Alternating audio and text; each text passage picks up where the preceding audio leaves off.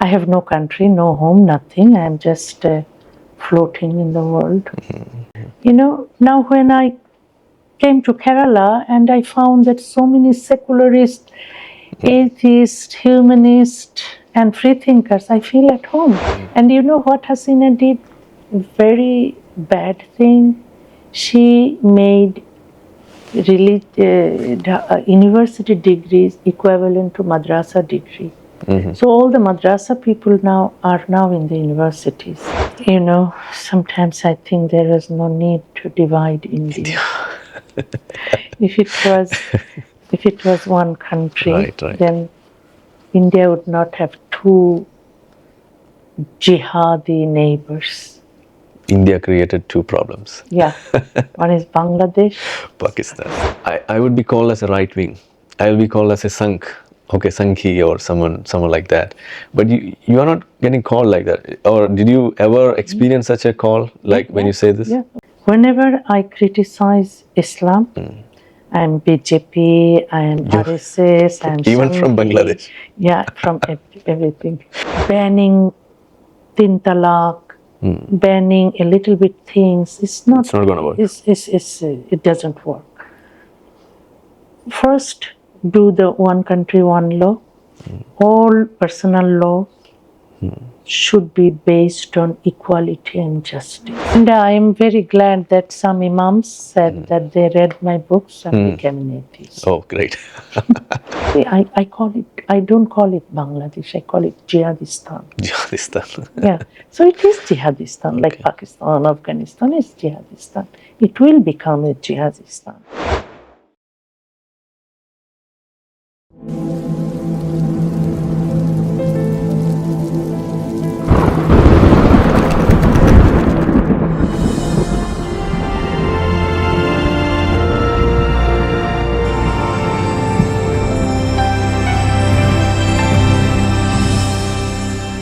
Hello everyone, welcome to a wonderful video.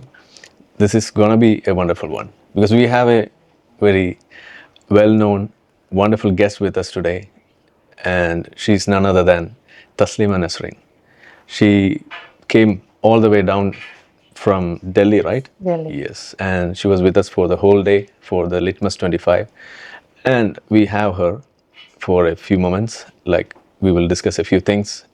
Let's listen to her first. Welcome to you. Thank you. Yeah. So how's your life going on in India? Yeah, it's normal. Since how long? Like, you're here in India? You know, I used to live in Europe.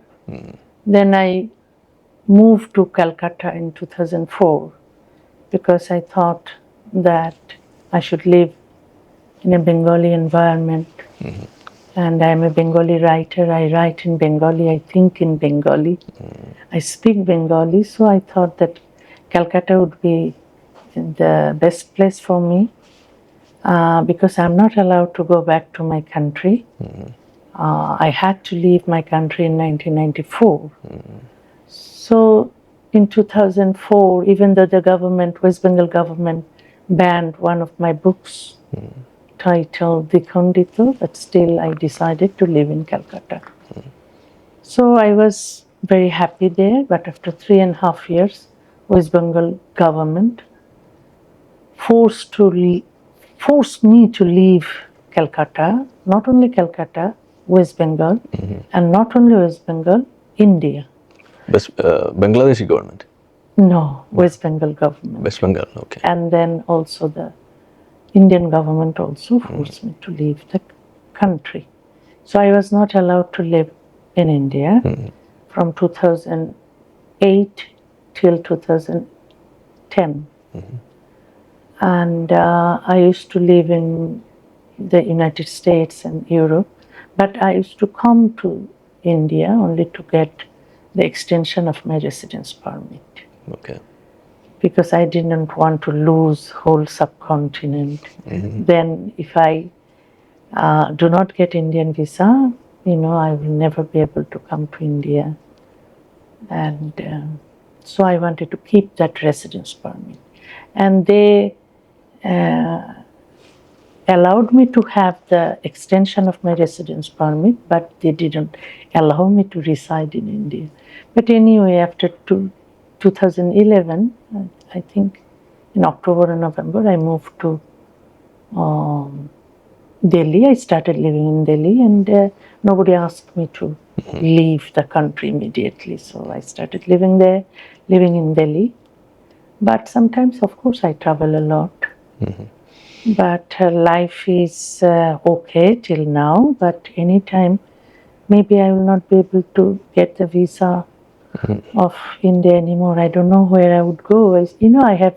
I have no country, no home, nothing. I am just floating in the world. But it is. But you have a wonderful home in India now. How do you feel? Is it your first home, or is it your second home? How do you feel? Which one? India. India. India. India is my now home, only home. But I feel at home. And I also feel I feel at home in Delhi. Calcutta was my second home. But since I am not allowed to go back to Calcutta, Delhi is my home. Now when I came to Kerala and I found that so many secularists, atheists, humanists, and free thinkers, I feel at home. But Actually, it was not that the country, country to me is not only the bunch of trees and houses, and trees and rivers and, lakes. No, people. If I get love and respect, and if people sympathize with me, my work, I feel at home.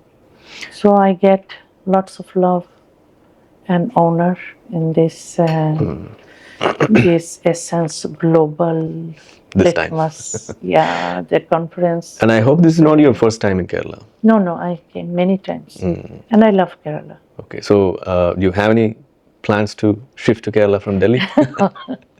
Because I don't know the language. Because you get good fishes like you get it in Bangladesh.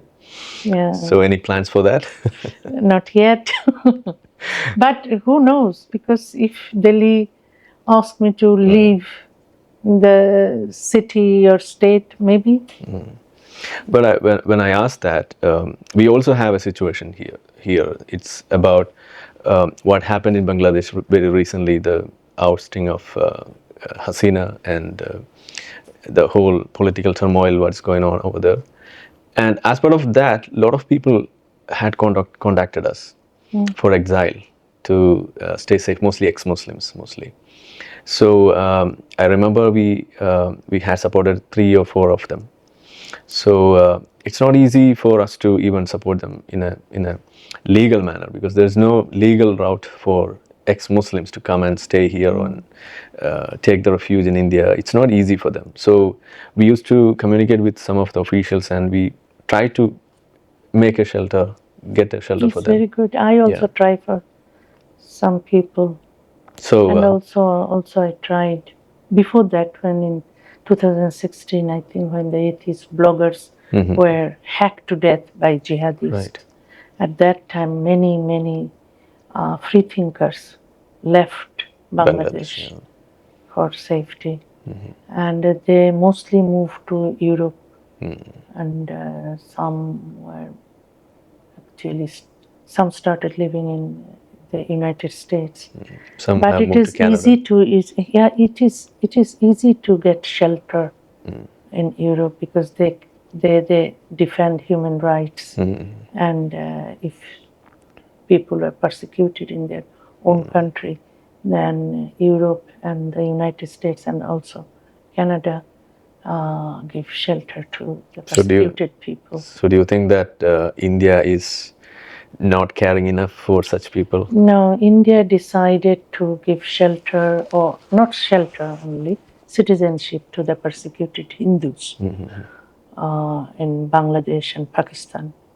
The Hindus leave Bangladesh and Pakistan, and they get shelter in India. I appreciate it. It's very good, because many Hindus are really minorities. tortured Hindu minority, not only Hindu, Buddhist also, minority, religious minority community in Bangladesh are oppressed and they get attacked and their houses and the shops are burnt by jihadists, and they had no other alternative but to leave the country. And they know that they have India. India will give them citizenship, will give them permission to live permanently in India.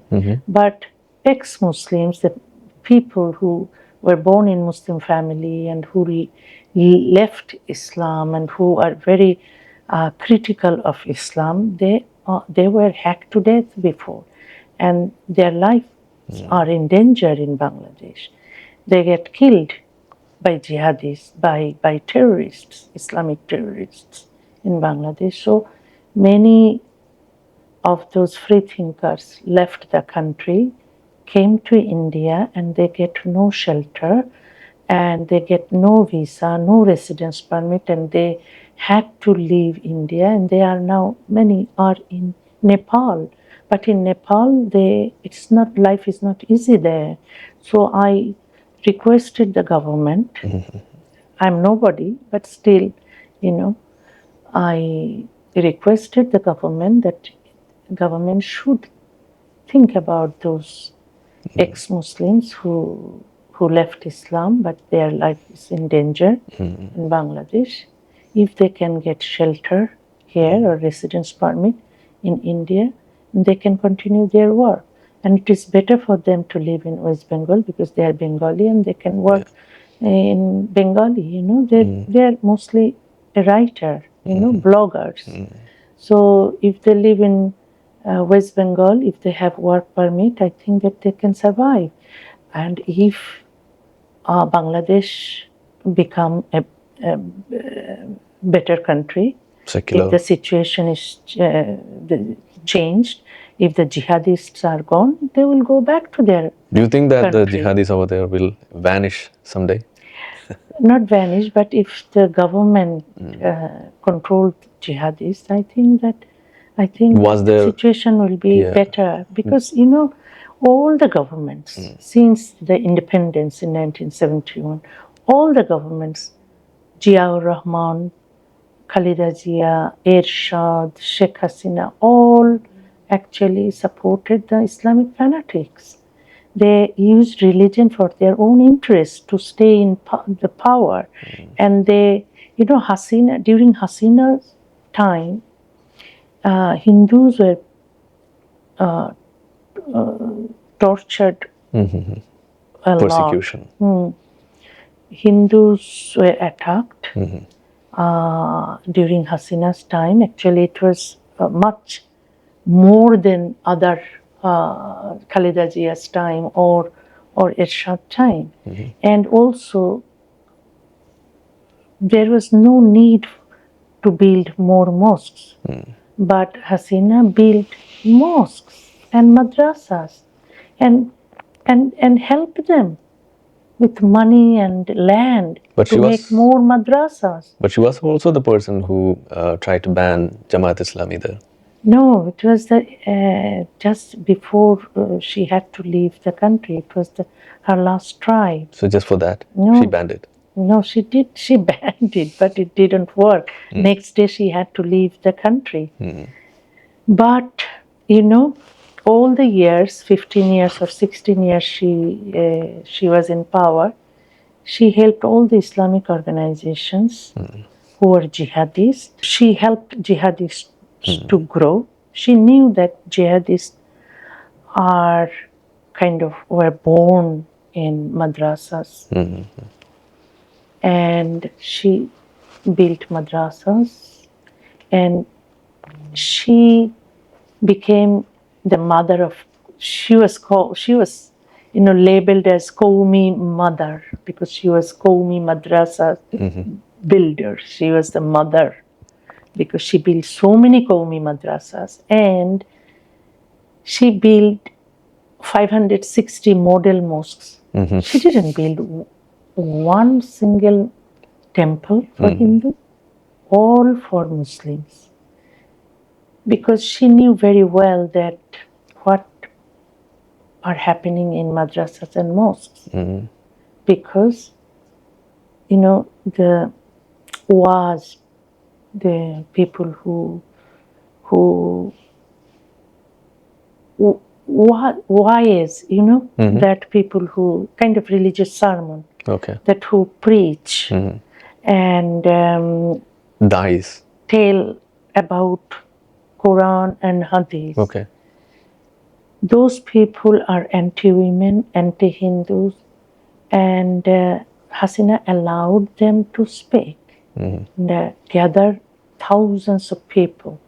So young people listen to them, and they become jihadis. Those wives or the religious leaders tell people that to attack Hindus, they kind of spread hatred against Hindus and against women.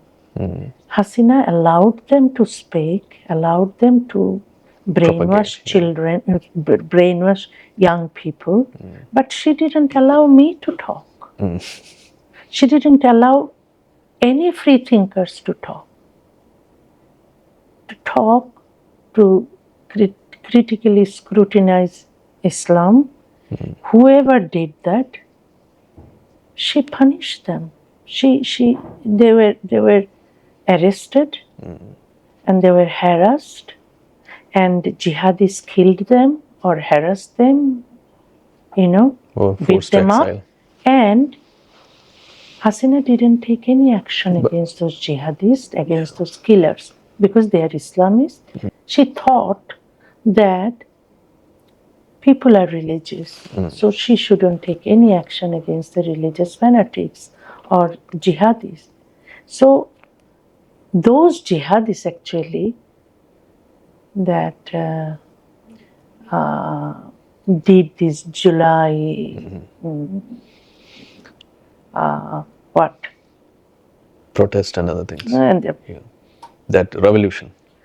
kind of, it was not a revolution. But yeah. And they were against Hasina, and Hasina had to leave. And you know what Hasina did? Very bad thing. She made university degrees equivalent to madrasa degree. So all the madrasa people are now in the universities. And those universities that were the places for the progressive people, free thinkers. Filled with, yeah. Now they are filled with the madrasa people, jihadis, and terrorists. But I have a doubt here. So when you say that almost all regimes over there, all of them were supporting the jihadis, or they existed with the support of the jihadis. Some people will call them Islamists, but I call them jihadists. Yeah, even I do that. That's easy for us to understand. Yeah. There's no need of giving them some form of sanitized appearance. Yeah. I don't think that's... Sugarcoating. Yeah, sugarcoating.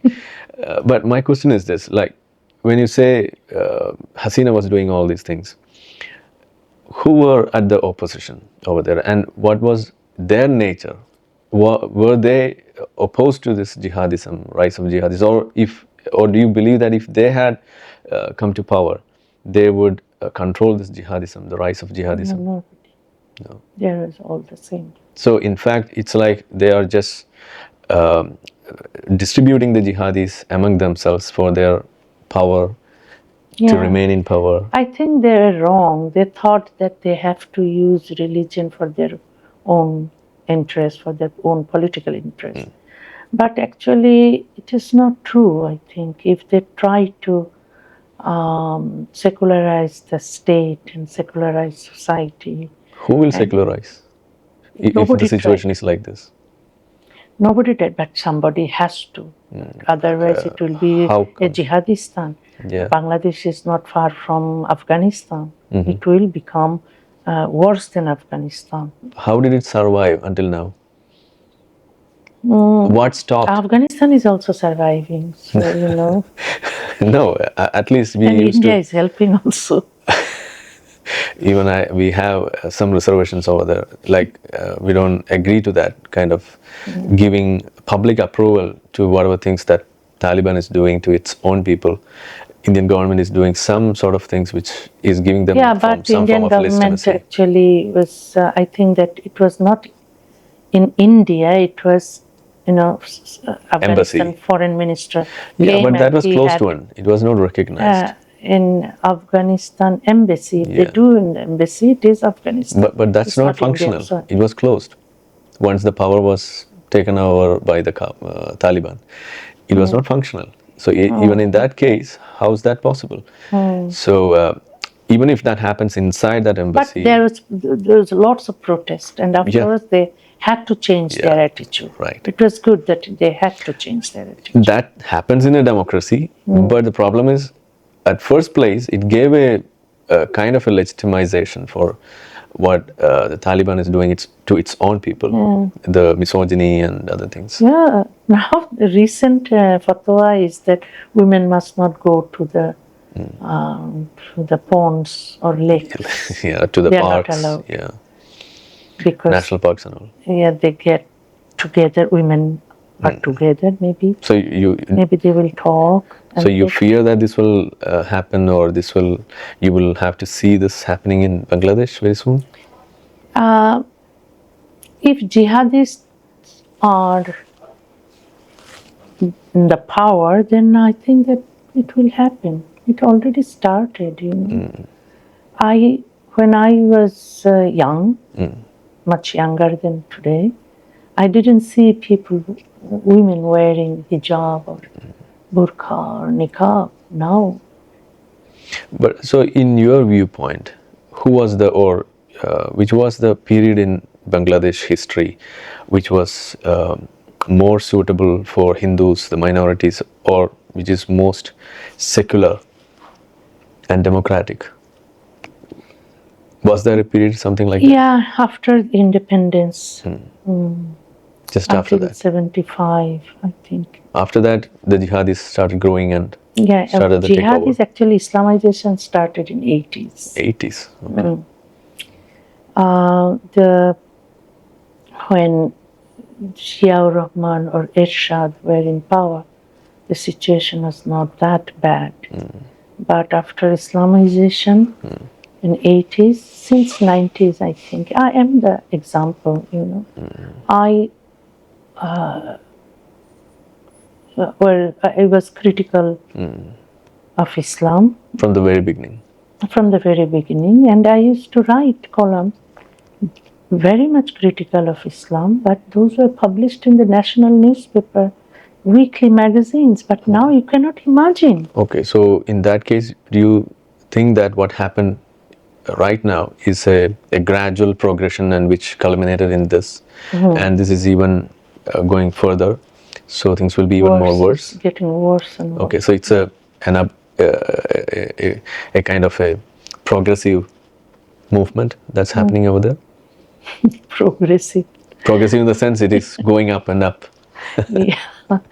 Down, down. Oh, okay. No, the rise of Islamism slowly started from 80s. Right now it has reached up to this. Yeah, rise of Islam. I should say it's the rise of Islam. If you say, it sounds positive, but I think that So what's your term for that? Islamization actually made the society go down, and the situation is getting worse. Women's situation is is like it's very bad. It was never so bad before. So you can imagine that when Islam grabs any society, the women suffer the most. And the people who are progressive, free thinkers, they suffer also, and they get killed. Women get killed if they don't listen to the Islamists, if they don't obey the rules of Sharia. Islam. Yeah. Now the people, jihadis, want Sharia Right now. and also Khilafah. They are asking for that. asking for Khilafah. And this government is supported by jihadists and all the terrorists. Right now. Yeah, all the Islamic terrorists. That means after Hasina. After Hasina, Islamic terrorists who were in prison, they were all Released, free now. You know, now this government, anti-Hasina government, is praised by jihadists, supported by jihadists. It doesn't mean that Hasina was against jihadists. That's what I was about to ask. Created those jihadists for her interests. She thought that those jihadists would support her. Hasina created the factories for jihadists where they get born or they get raised. The thing that was cultivated by Hasina is now used by Yunus. Yeah. So yeah, that was something new to me as well. Like when I was following the revolt and the revolution during that period, we used to hear this. Hasina was. We don't call it a revolution. We call it Islamic July Santrash. Means July terrorism, kind of. July terrorism. Mob violence started. Yeah. Just after Hasina left. No, Hasina was no good, but then situation was worse. We have been fighting. We, the progressive free thinkers, are fighting against Hasina a lot. Yeah, even those people who were joining the protest against Hasina, that included the minorities. Even the Hindus were joining that. Yeah, because they thought that the situation of Hindus would be changed. But it was not changed. Oh, so for that reason they joined the protest. Yeah, because Hindus suffered a lot during Hasina So that's regime. that's what I was about to tell you. Because lots of Hindus, and not only that, communists. Actually, in July, all people, all religious people, all the political people, political parties, everybody was fed up with Hasina because there was no democracy, and she continued to stay in power. She wanted to stay in the power, like as long as she is alive. Till life. And I told you that the education system, she destroyed the education system because she made the madrasa degree and university degree equivalent. You know, so anybody from madrasas, religious extremists, can get any job because it is equivalent to university degrees. So this jihadi government is not actually changing the education system. So do you think there was a deliberate attempt to portray Hasina was secular, Hasina was pro-democracy, while those people who were against her, they were only the jihadis? Because this was the kind of information that we were receiving. Yeah, here, because probably other countries thought that if Hasina leave, then the jihadis would come to power, or BNP, another rival party, Bangladesh Nationalist Party, and they have good connection with Jamaat Islami.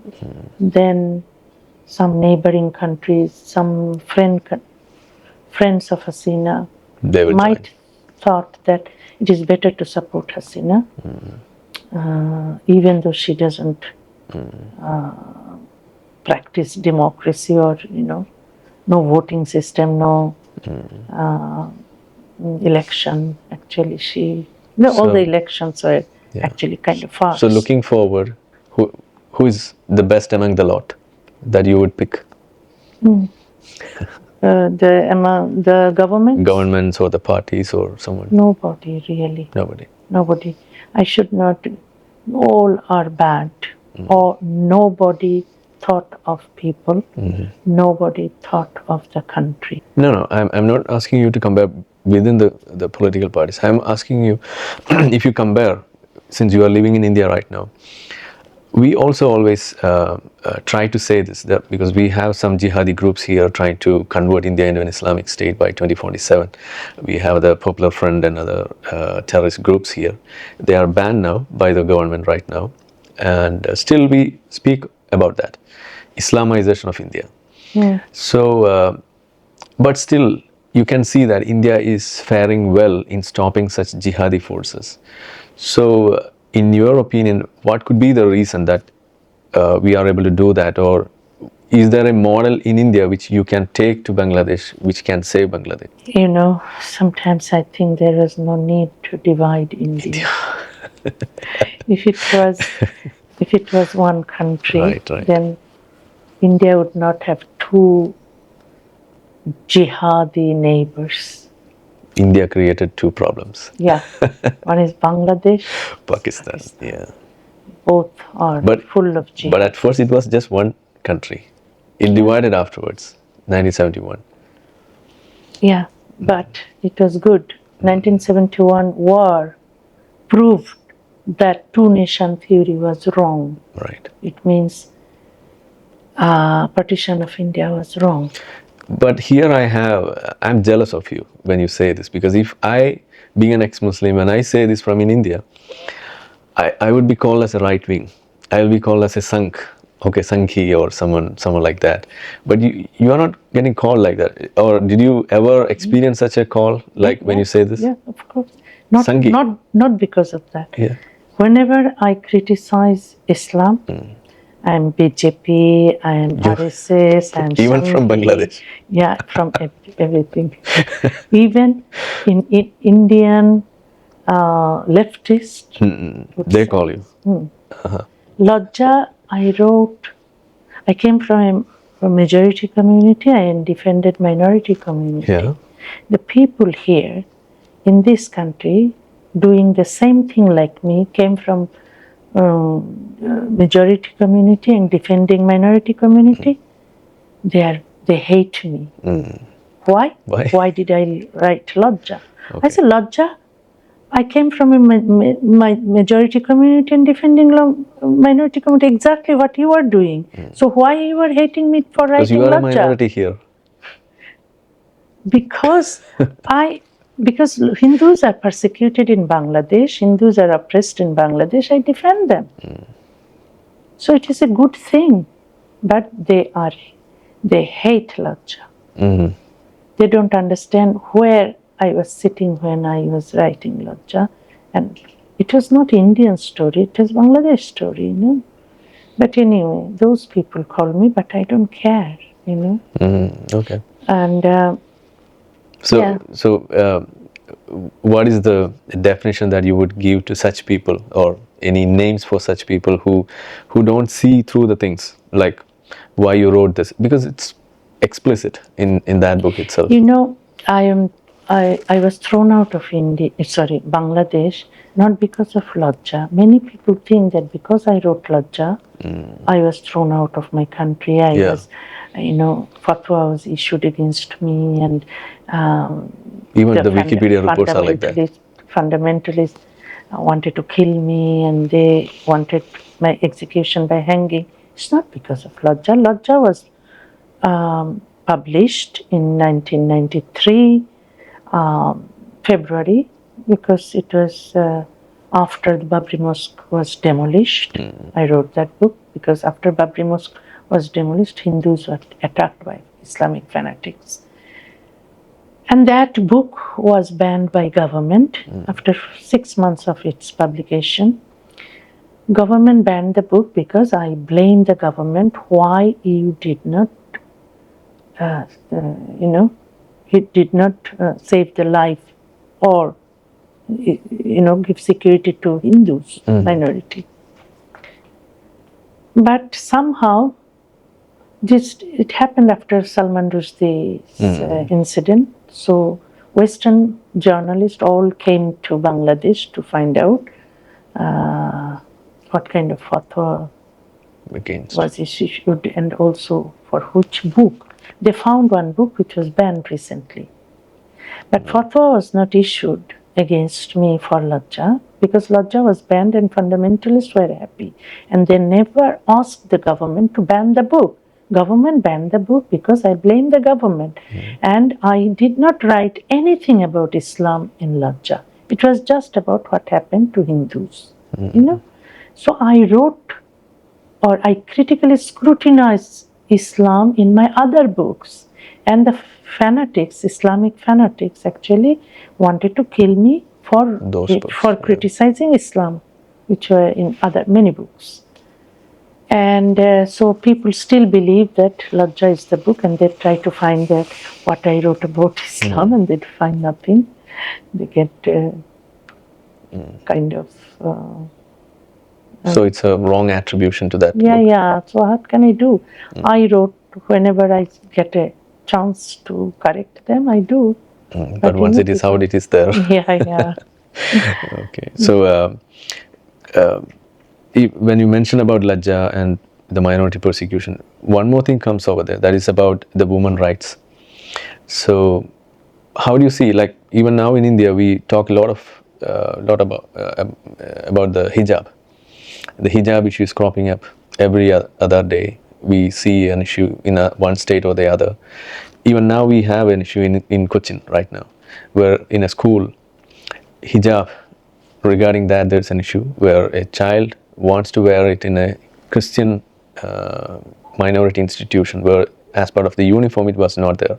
So it's not allowed to wear a hijab as per the uniform code mentioned in the school that rule books. But the child wants that. So now the argument goes like this. Even the politicians here, the leftists, the so-called, or the woke politics, we would say, it's just a piece of cloth. It's just a religious symbol. Why don't you let that? It's not going to harm anyone else. So why don't you let that? So we used to correct them, like, it's not just about a piece of cloth. It's a symbol, religious symbol of oppression, and it's a part of an Islamist agenda to break into the secular fabric, to create holes, and thereby gaining a kind of a dominance. And that's the first fault line where Islamism enters into a society. So how do you see this hijab controversy happening anywhere in the world? Yeah, it's a symbol of oppression, of course. I think it's a symbol of political Islam also. So what you said, that is a religious symbol, I think that is a kind of political symbol. Yeah. So, Islam is a politics. Yeah. and also burqa and niqab. I think that for security reasons, burqa should be banned everywhere. So many countries in Europe banned burqa, niqab. Even Tajikistan, Uzbekistan, many countries like that. Yeah, they banned. So I think that all other countries, other Muslim countries or the Muslim society, everywhere burqa should be banned for security issues, because you don't know who is wearing burqa. Yeah. Maybe he's a serial killer, you know. And actually burqa is useful for men when they go to kill, when they go to steal things, or robbery. Yeah. Otherwise burqa is not for women. But what about the argument that it's just a piece of cloth? It is not a piece. Denying the Islamist politics. And many people say choice. It's not a choice. It's not a choice, because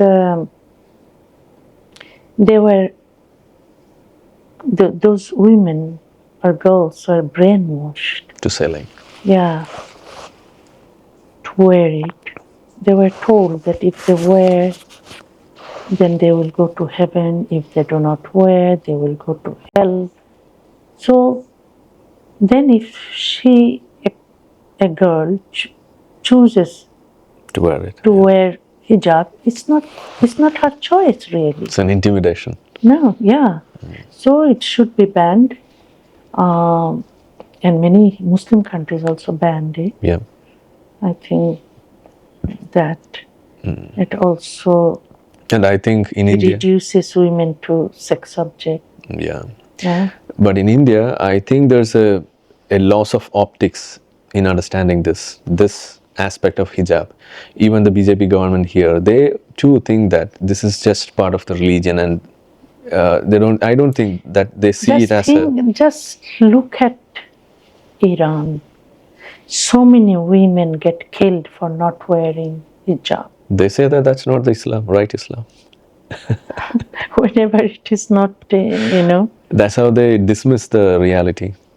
So many women get killed. So many women have been protesting, against hijab. It is compulsory hijab. So if you wear hijab one day, if the jihadis get power, hijab will be compulsory. And then what? The people who do not like to wear hijab, they will not have any right to oppose that. Yeah. Any right to go without hijab. So Iran is a very good example to reject hijab. We need to show solidarity with Iranian women. They are Muslims too. And nobody they have showed been that. Suffering. Nobody even saw what's happening in Iran because they were all blind towards what happened in Iran. I used to ask some of the females who call to my shows and all, and hardly a few only recognizes Mahsa Amini, who was beaten to death in Iran for not wearing this hijab. Nobody knows that name as even that name. So not only she was killed, but there are a lot of people, when the anti-hijab movement started in Iran. More than 1,000 people got killed. Men and women. Men also joined the protest, and it was extraordinary. Really, they banned hijab. On the street. So that's one thing which I would like to hear from you as a message to the Muslim women in India, because you come from a country where you have lived. Majority. You have lived in an Islamic majoritarian, Islamist politics and everything. You have lived that. It's your reality where you have seen, and now you reject even the minute symbols of that kind of a rule which can destroy a person's life, especially the women. But you will see women in India who are inviting this Islamism, and they fall into these traps of asking for the symbols like hijab, for other things, even the rules and regulations like their property right and everything. They vouch for that. They want that. I have seen in many countries when Muslims are minority, they have kind of identity problem, and they think that religion is their identity.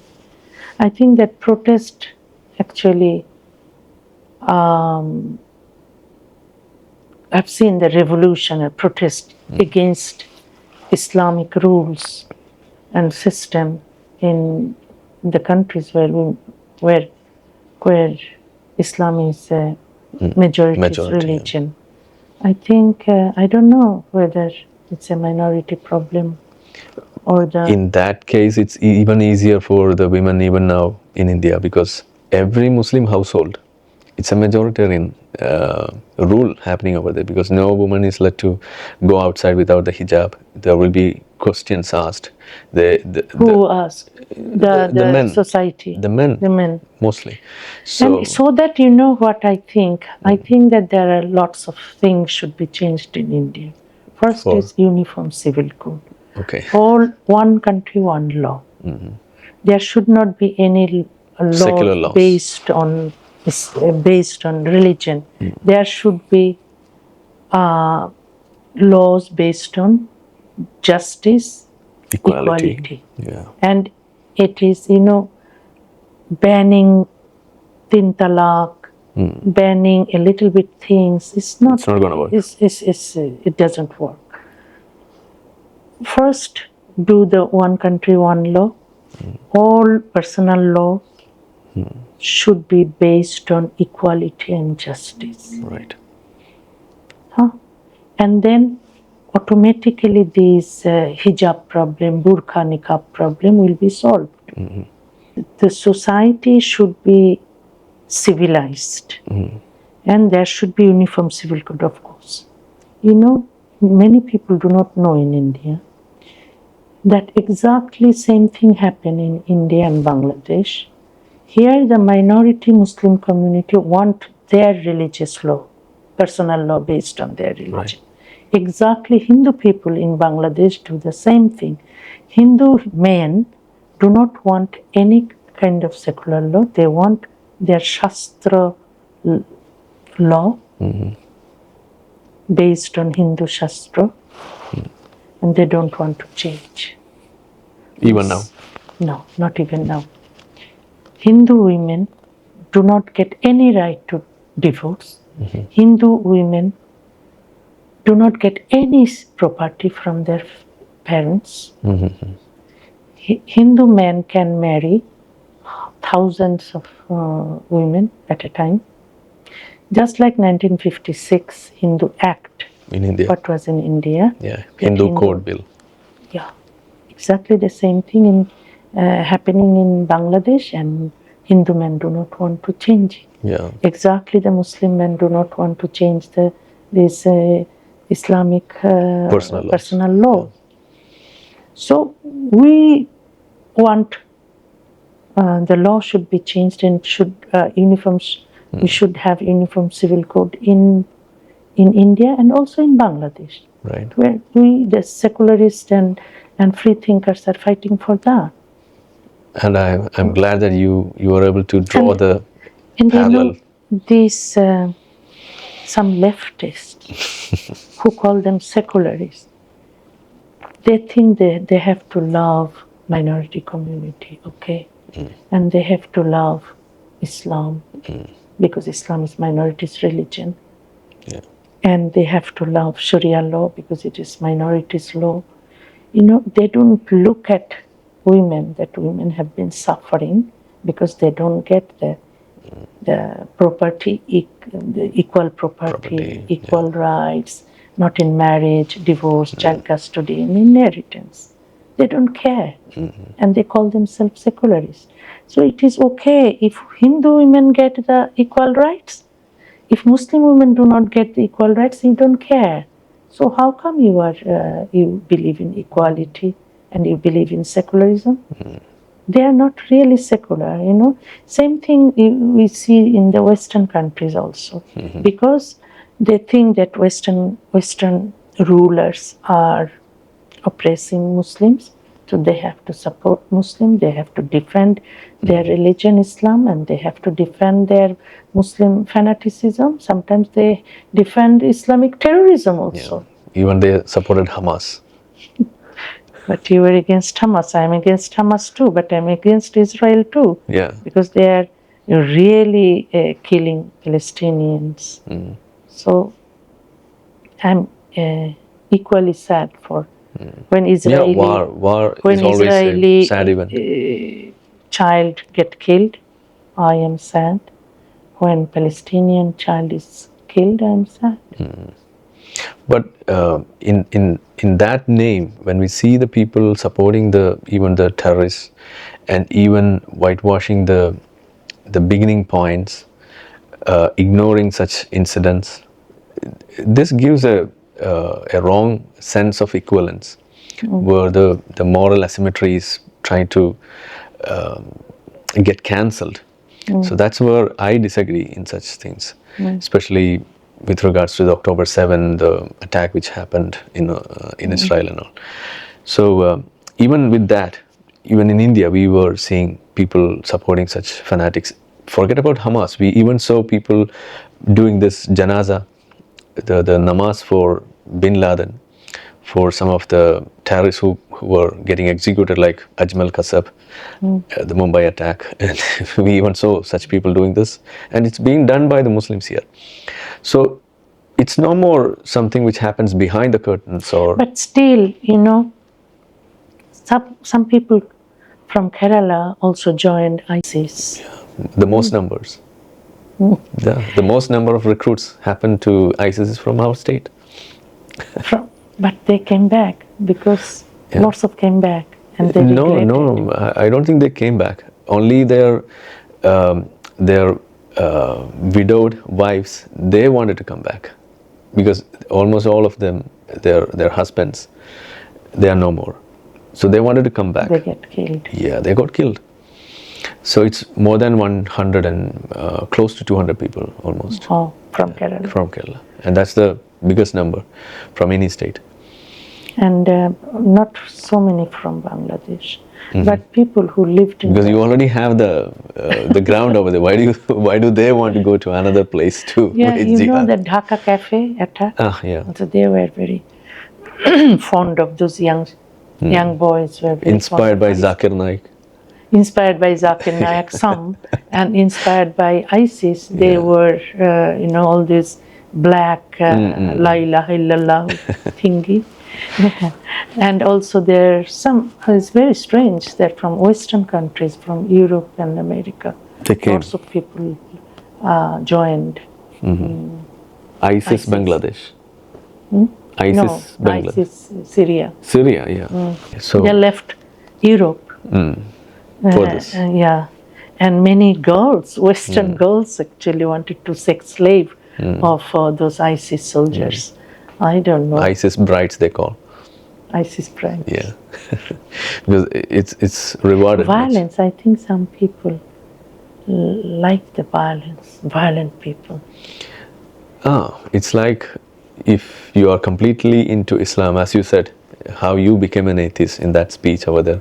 You just read the Quran, and that made you an atheist. Yeah, if So, the that's people, what I think that here in our subcontinent, our language is not Muslim people's language is not Arabic, so that they read the Quran and understand nothing. They think all the good things are in the Quran. Yeah, that's almost same everywhere. Even among the Arabs, I think it's like that. Because it's a classic Arab, they don't understand. But still, they understand much more than the people here in the subcontinent. And they think all the good things are there. And when they read the translation, they realized that actually what they thought was wrong. And in Bangladesh, all the imams, all the madrasa teachers, and all the peers, where you call here babas, Peers, holy men, Sufis kind of. Peers, they not Sufis. Sufis are. There's another school they just wander. They use religion to cheat people. Mostly. Like Babas, what Babas do in India. And all the religious leaders, they mostly are atheists. Oh. They mostly are atheists. There are some imams left Islam, and they said there are more imams who are atheists. They confess to you. They are closeted atheists. They don't get any chance to declare that they are atheists. They confessed to you. They confessed to you. Yeah. Oh, okay. You get, Abdullah Al-Masood, Imran. Don't say the names because they will be in trouble. No, they are on YouTube and they are declaring, they are writing books. They are very popular on YouTube. Now, Yeah, they are now blogging, From within Bangladesh they are doing No. They had to leave Bangladesh for that. That's what I was thinking. Because they started, but they got Tata, they left Bangladesh. They came to India. India didn't give them any chance to live in India, and they left for Nepal. But they said that there are many imams actually, many imams, many madrasa teachers are closeted atheists. They just want to come out and declare that they are atheists. Since you told me this, I would mention a name, that is Asad Noor. He's the person who, in fact, made me connect with the Bangladeshi ex-Muslim community and to have a lot of conversation with them and to get an idea, because he speaks mostly in Bangla, so it's very difficult for me to understand, but still we managed to get the idea. And I am very glad that some imams said that they read my books and became an atheist. Oh, great.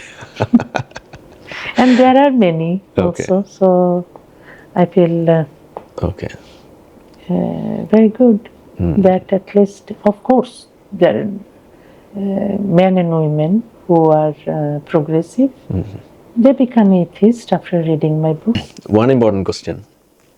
There's always a narrative that if a country or a place which improves in its economic, social, and other aspects, the religious extremism and such things will automatically vanish or will just disappear like anything. This is some sort of a leftist, a woke narrative that comes up, and they try to say that there's no requirement for criticism of a religion as it is, especially Islam. So just before this July terrorist attack that happened in Bangladesh, we used to say, or we used to listen, that Bangladesh is coming up, Bangladesh is soaring high in businesses and GDP and other things. So even with that sort of an increase in GDP, how come Bangladesh went down into this Islamist trap and the jihadi circles? So do you take that argument? You know, look at Saudi Arabia. It was a rich country, and so much Wahhabism was there, and how women lost their freedom. So an Islamic country will not automatically become civilized country if they get rich. No. And Bangladesh also proved that that's wrong. It is wrong. And like always, I like to say that 1971 war proved that two-nation theory was wrong. Muslim unity was a myth. No, Muslim couldn't live with Muslims. There were some myths that when the